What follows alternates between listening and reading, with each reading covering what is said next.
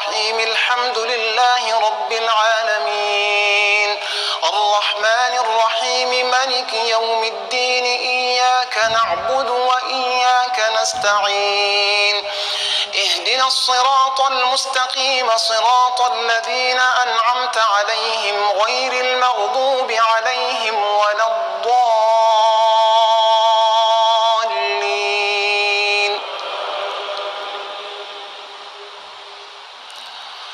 قال قائل منهم لا تقتلوا يوسف وألقوه في غيابات الجب يلتقطه بعض السيارة إن كنتم فاعلين.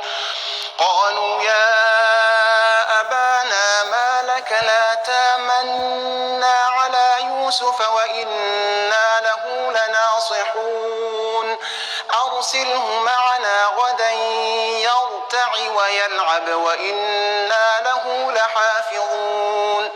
قال إني ليحزنني أن تذهبوا به وأخاف أن يأكله الذئب وأنتم عنه غافلون.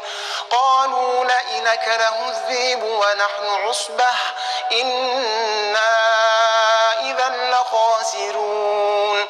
فلما ذهبوا به وأجمعوا أن يجعلوه في غيابات الجب وأوحينا إليه لتنبئنهم بأمرهم هذا وهم لا يشعرون. وجاءوا أباهم عشاء يبكون. قالوا يا أبانا إنا ذهبنا نستبق وتركنا يوسف عند متاعنا فأكله الذئب وما أنت بمؤمن لنا ولو كنا صادقين. وجاءوا على قميصه بدم كذب قال بل سولت لكم أنفسكم أمرا فصبر جميل والله المستعان على ما تصفون.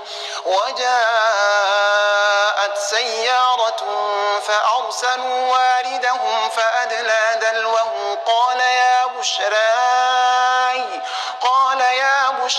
هذا غلام وأسروه بضاعة والله عليم بما يعملون. وشروه بثمن بخس دراهم معدودة وكانوا فيه من الزاهدين.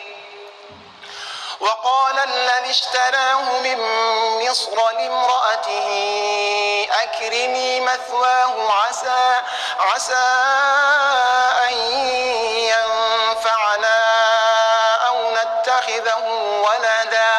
وكذلك مكنا ليوسف في الأرض يتبوأ منها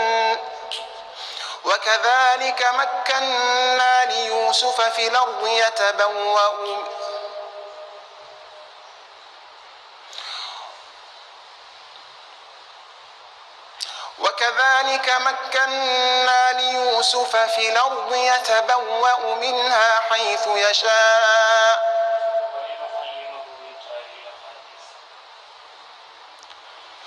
وكذلك مكنا ليوسف في الأرض ولنعلمه من تاويل الأحاديث والله غالب على أمره ولكن أكثر الناس لا يعلمون. ولما بلغ أشده آتيناه حكما وعلما وكذلك نجزي المحسنين.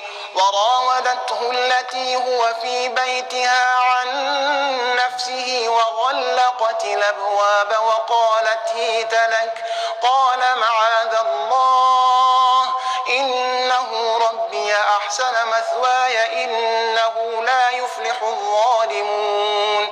ولقد همت به وهم بها لولا